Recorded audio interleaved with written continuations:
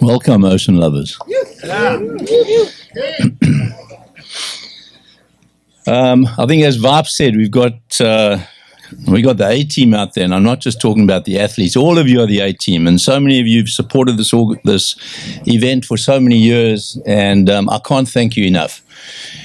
You know, Vap was, calling out names and some incredible competitors in the room, and Serge was, gushing over Sean and Bugs and PT, and those were his childhood heroes. And let me tell you, those guys are fierce competitors, you guys. I mean, these guys go at it, and the next generation goes at it. Tom Curran was no slouch in giving it a full go competitively, as is Caroline, which is why she's a World Olympic champion, and as is Erin Brooks, who's part of the next generation. But one of the things that surfing is surf competition is intensely competitive, and for most of us in this room, we love and live the surfing lifestyle. We got two organizations at SIMA. The one is Surf Industry Members Association, where companies members come together. There is some unity, but trust me, when we wake up on Monday morning, we are going at it. We compete hard, and it's a tough biz. But one thing we can agree on is that the other organization, the SIMA Environmental Fund, is one of unity, one of common purpose, and one that is absolutely vital to the existence of the surfing lifestyle, which most of our families enjoy. It's vital to competitive surfing, which the athletes depend on. And it's absolutely vital to the surf industry, because without a clean ocean, there is no industry.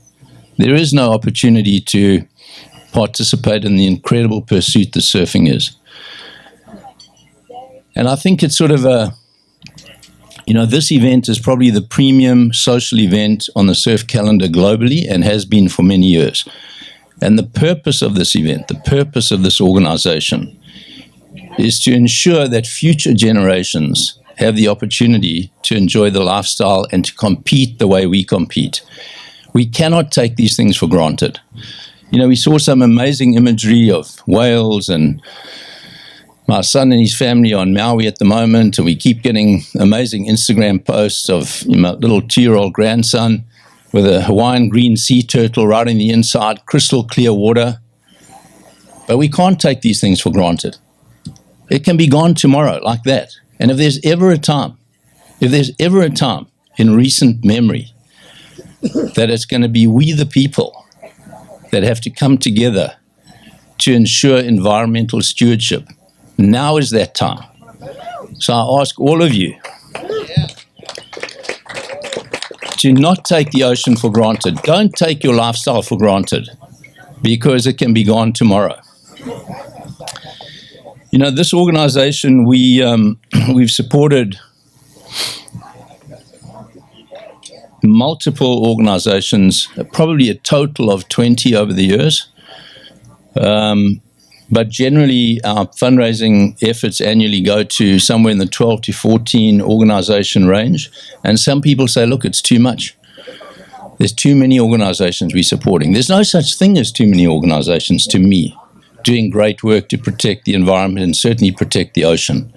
And I can tell you that Serge Dedina with Wild Coast was one of our initial beneficiaries that we gave $5,000 to. That seed money created a powerhouse of an organization that protected the Baja Peninsula and more, became globally recognized through seed money from this event. Your contributions make a difference. We need to keep that going. I'm proud of the industry, and everybody in this room and the industry as a whole. Take a bow. We've raised over $10 million from this event alone.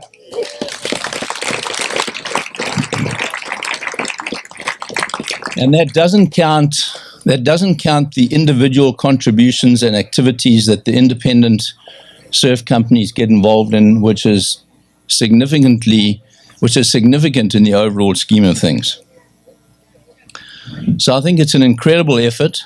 I'm super proud of the industry. I'm proud of every one of you.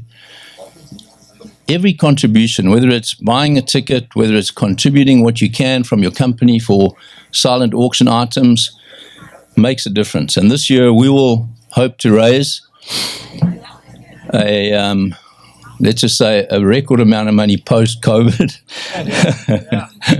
and continue to contribute to organizations that literally keep us in the water and keep our lifestyle going. As I said, don't take it for granted, because your grandkids are relying on you to make sure that they can enjoy what you've been able to enjoy. They want the same opportunity. And it's up to us to make sure that we perpetuate the contributions to environmental organizations that keep us in the water.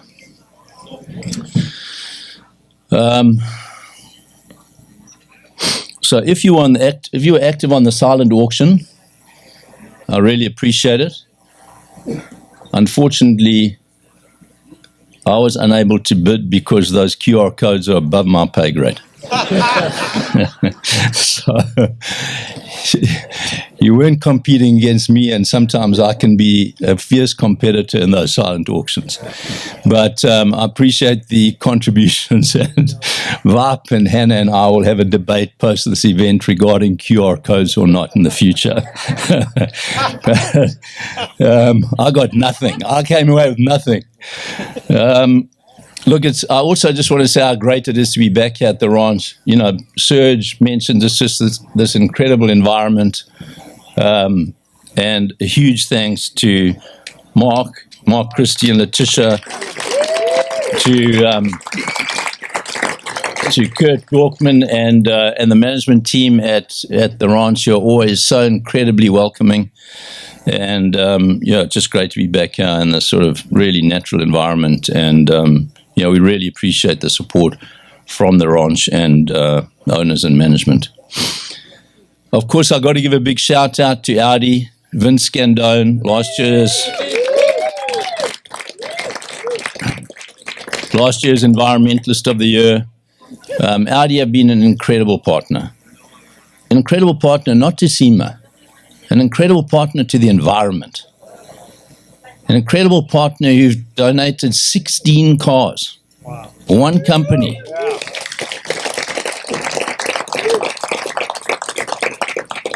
The only thanks I can give is that between myself and my kids, we bought 15 cars.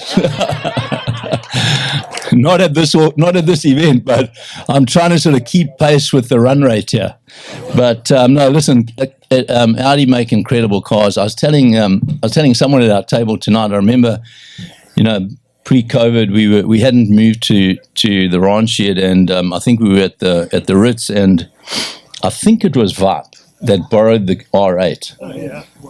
So Vap borrows the R8. So Vince has got the R8 parked outside the Ritz, a whole fleet of cars, and says, "Hey, yeah, take it for a spin." So Vap says, "Yeah, I'll take it for a spin." Vap got trapped going up Crown Valley doing 160 miles an hour. And then I had the misfortune of my son, who at the time was about 20, jumping in the convertible and me getting in the passenger side and say, "Come on, Dad, let's go." And you don't want to put a 20-year-old behind a V10 R8. You don't want to be in the passenger seat. But just incredible support from Audi. And I like to think that the industry has shown their gratitude by supporting back. I know that there's a lot of Audis and a lot of car parks in a lot of industry companies, but it's just an incredible. When I tell people the story who aren't really involved in this industry, they say, "What?" They say, "That's unheard of." I say, "Yeah, it's unheard of." Those guys can put their money where their mouth is. They contribute to the health and well-being of the environment and every human being on the planet, and it's well appreciated. Thank you.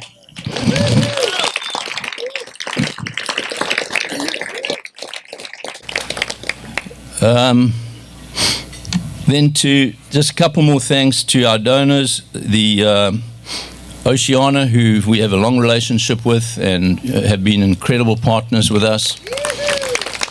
to the Harbour Foundation, other long-time supporters, and the Naude Foundation, to all of our table sponsors, to all of our ticket buyers, everybody who donated auction items. And I'd like to give a big shout out to the volunteers, not just here tonight. You can recognize all of them in those amazing Hawaiian shirts. But to the volunteers of all the organizations that require kids to volunteer. I know my kids used to go and lick envelopes at the Surf Rider Foundation before email. And I know that many of your kids, you know, volunteer, whether it's beach cleanups, working at environmental group events over the weekends. And you know, the power of those volunteers is not just so much the work they do, but it's the awareness that they create by spreading the good work that they're doing. The philanthropy that we can instill in our kids at a young age is what's going to bode well for the future of this planet. You know, when I was growing up, I had two mentors, and one of them was Sean Thompson's dad. And he used to hang out at the beach as much as possible, and you know, I'd always get pulled aside and say, listen, you've got to give back.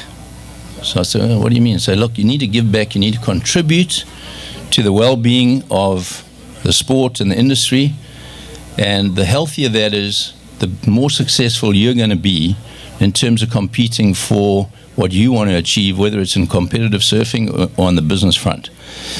And basically the message was, to go forward, you need to give back. We all need to give back, and I know we do wherever we can, but I'm asking you tonight to give back. I'm asking you to dig deep, because as I said earlier, if there's ever a time that the ocean and the environment needs the people to come together to move it forward, now's the time. Thank you for your support.